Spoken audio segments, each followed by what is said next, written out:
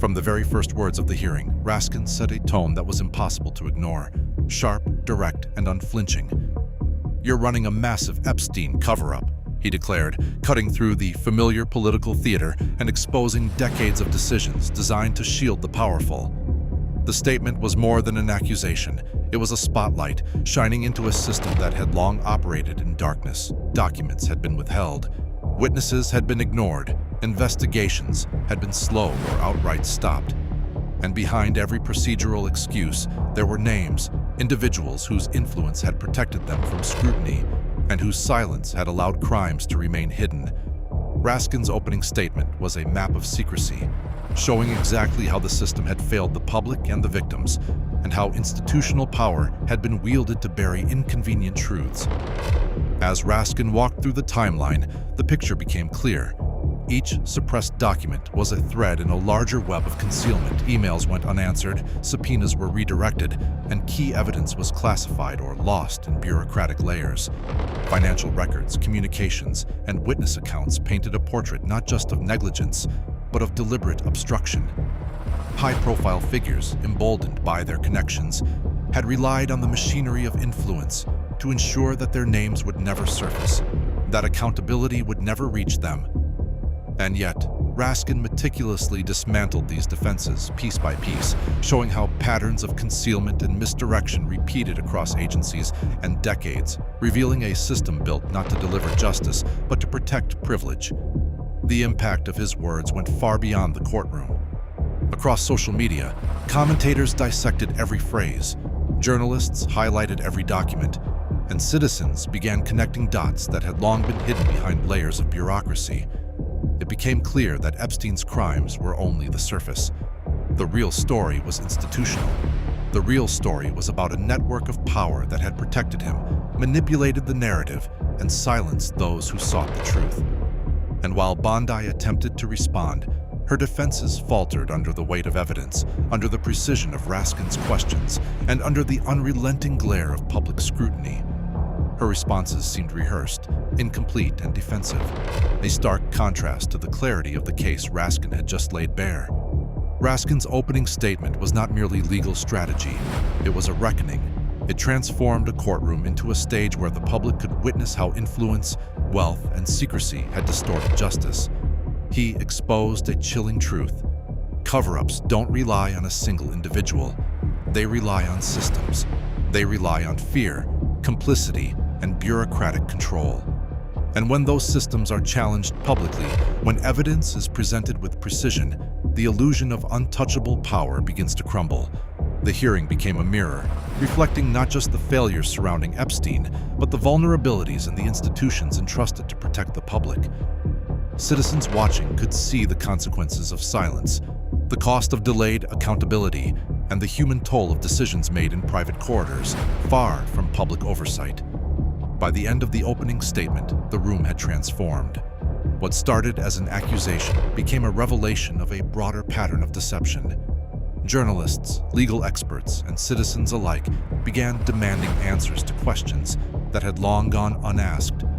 Who authorized these delays? Who removed names from subpoenas? Who benefited from silence? And who ignored the cries of victims? And, most importantly, how could a system that allowed such concealment continue to operate under the guise of justice? Raskin's words were a call to action, a demonstration that courage, evidence, and relentless scrutiny could pierce even the thickest veil of secrecy. The hearing did more than confront a single individual. It exposed the architecture of modern corruption. It showed that power is not just about what one can do, but about what one can hide. It proved that influence, when unchecked, can bend even the strongest institutions towards self-preservation at the expense of justice. And it reminded the public of a truth long ignored. Systems may shield wrongdoing, but they cannot survive exposure indefinitely. Once the facts are laid bare, once evidence enters daylight, silence loses its power, and accountability becomes unavoidable. As the day concluded, one reality could not be ignored. The cover-up was unraveling, not in whispers, not in selective leaks, but in full public view. Every attempt to deflect, excuse, or mislead was now recorded, scrutinized, and shared. Citizens, now armed with evidence and timelines, could follow the story, connect the dots, and demand that the powerful be held accountable. The era of hidden influence had met its reckoning. And in the silence that followed Raskin's words, a new force emerged. The force of a public no longer willing to accept secrecy, no longer willing to let privilege dictate justice, and no longer willing to allow the truth to remain buried. Because once the cover-up is exposed, nothing can remain the same. Institutions are forced to answer, systems are forced to change, and the public, finally informed, holds the power that was long denied.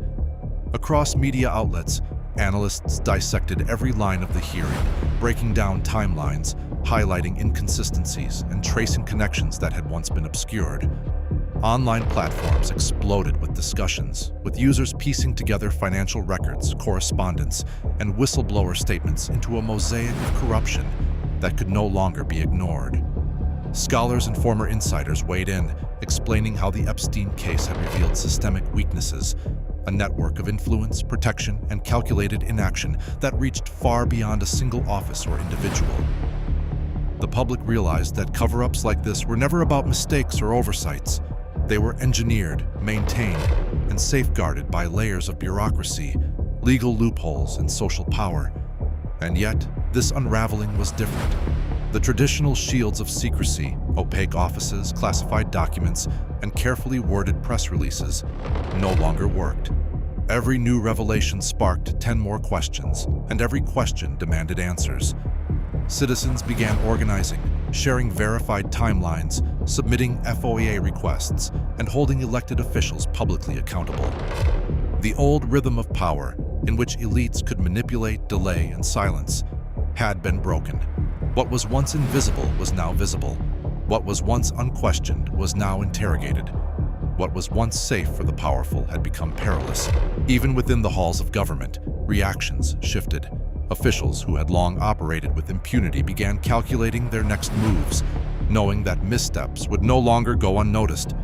The exposure of one cover-up had ignited a chain reaction, shaking confidence in multiple institutions, revealing vulnerabilities, and forcing reforms at levels previously thought untouchable. Public hearings, internal investigations, and policy changes were now inevitable because the court of public scrutiny had already delivered its verdict. Silence is no longer protection, and power unaccountable is power under threat. By the end of the week, the impact of the revelations was undeniable. Victims felt a measure of validation, knowing their stories were finally being acknowledged.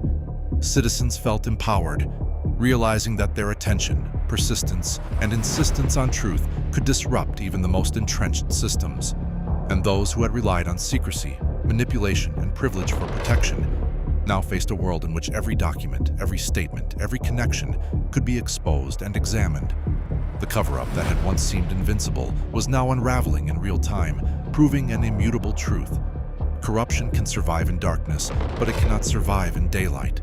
Once exposed, power is held accountable, institutions are forced to confront reality, and a society awakened to truth can never allow itself to be deceived again.